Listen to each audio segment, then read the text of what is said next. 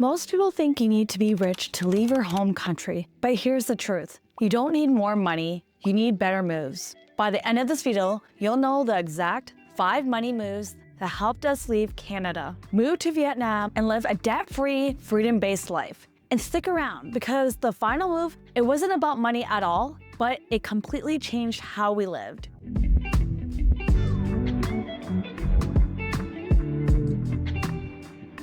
Hi, I'm Mai, a Canadian mom of 2 living by the beach in Danang, Vietnam. Around here, we live by 3 powerful ideas: redefine home, create income, and educate beyond the system. We left the 9-to-5 grind and built a slower, more intentional life. In today's video, I'm sharing the exact money shifts that helped make that possible. Not just so we could travel, but so we could live free, raise our kids differently, design a life that actually works for us. Let's get into it. Number 1, emergency fund, your first layer of freedom. So basically, emergency fund is like a foundation for your financial home. I'm not gonna get too much into about the financial home. If you guys ever want me to do a video about finances, let me know in the comments below. However, emergency funds is very important when you start building a foundation for your finance and even for you to plan your leave in Canada. We started building our emergency fund years ago when we were in finances back in our early 20s. And honestly, it was the first time money felt like a tool for peace. Back in our 20s, my husband and I were both in financial services. We learned about 3 must-have savings accounts. Number 1 is an emergency fund. So usually I would recommend about 6 to 12 months of expenses. We had a big lump sum, which we did a little bit more than that, but whatever you guys are comfortable with and depending on your lifestyle. Number 2 is the short-term fund. So these are for like travel, car fixes, or like tech stuff. Number 3, long-term fund. So these are like big goals, like relocation, investments, retirement, whatever is a long-term goal that you have. So every $25 a month matters. And I always tell people to start with $25 a month at least. Get into the routine, start with $25 and see from there. And then when you make more, then add to it. When you make more, you can even save more. But I would suggest like everyone to like make a budget and put most of your money into your long-term fund. If you're planning to relocate, if you really want to move somewhere that you really love, then you will find a will to put that money away. So $25 a month matters because when you hit a crisis, access to cash equals options. Keep that in mind. And when you're moving abroad, things pop up like visa fees, travel gaps, unexpected bills. So our emergency fund was the first thing that made the leap feel possible instead of just a dream. Number 2, automate monthly investments. So this is very important. Here's what most people miss. You don't start investing when you get rich. You get rich or free because you start investing. We automated our monthly contributions, starting with just like $25 a month, like the emergency fund, when we didn't have a lot of money.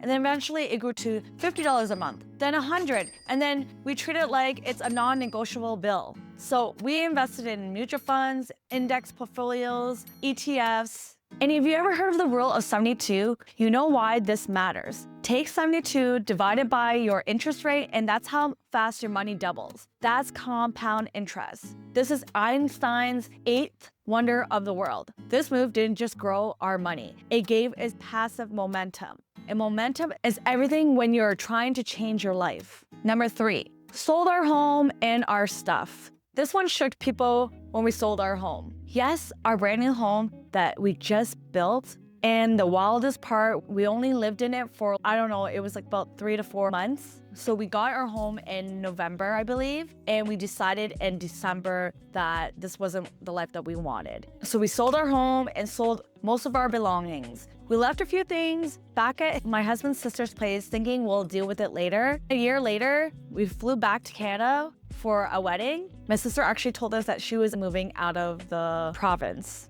So we suddenly had to let everything go, sell everything, and suddenly everything left behind had to go. I didn't even have time to think. We were jet-lagged, emotional, and selling or giving away all our stuff I thought I hold on to forever. Our like baby gear, our decor, books, and everything. It was honestly one of the hardest parts of this whole journey, but it taught me this. You don't need to carry it all to move forward. The freedom didn't just come from selling, it came from releasing. Number 4, we lived way below our means. We made a conscious choice. We weren't going to live like everyone else. We never had 2 cars, even when we could afford it. We worked from home, went everywhere together, so we didn't need extra expenses. But people expected it. It's just what you do. No thanks. We lived like we were broke, even when our income increased. Of course, there was a time that when COVID hit, my husband and I got a little bit depressed, so we bought a nice car, but that was like a regret that we will never do it again. And we splurged when we went to Florida. But other than that, sometimes it's okay to treat yourself, but I'm saying we still live below our means. However, the gap between what we earned and what we spent, that's what gave us freedom. Living below our means isn't restriction, it's power. And it's how we built the runway to launch a totally new lifestyle. Number 5, we rewired our spending mindset. This one wasn't about numbers, it was about values. We stopped spending like Canadians. No more daily $7 coffees, no more weekend trips to the mall just to look. No more lifestyle creep every time we made a little more. We started asking, will this give us more time, freedom, or growth? Or is this just noise? We prioritize skill building over stuff, experiences over upgrades, peace over pressure, and it changed everything. So here's a quick recap of our Vietnam budget. Let me break it down what living free actually costs here in Danang. So our beach home is about $800 a month. Food is about $800 to $1,000 a month. Transportation could be $40, minimum $40 to like about $150 a month, depending what we do. And private healthcare, let's just say it's about $20 to $150 a month, but we don't pay for health insurance. We just pay as you go by cash when we need it. And then visa runs quarterly is about $200 to $300. So this isn't scraping by, we live well.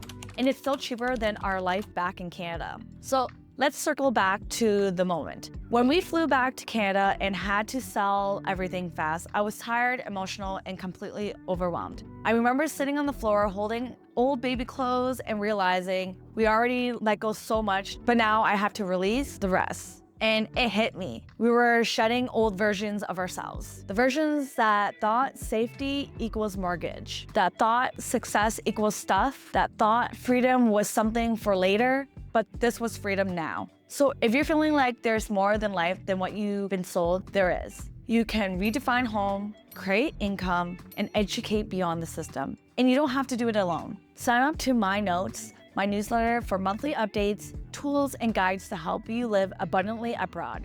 And if you want to go deeper, join the YouTube membership for behind the scenes, early access, and exclusive support. Everything is linked below. And thank you so much for supporting what I create. It truly means the world to me. And that's all for today's video. If you like this one, don't miss the next where I break down how we planned our relocation and what I wish we knew before moving abroad. Let's grow, glow, and flourish together.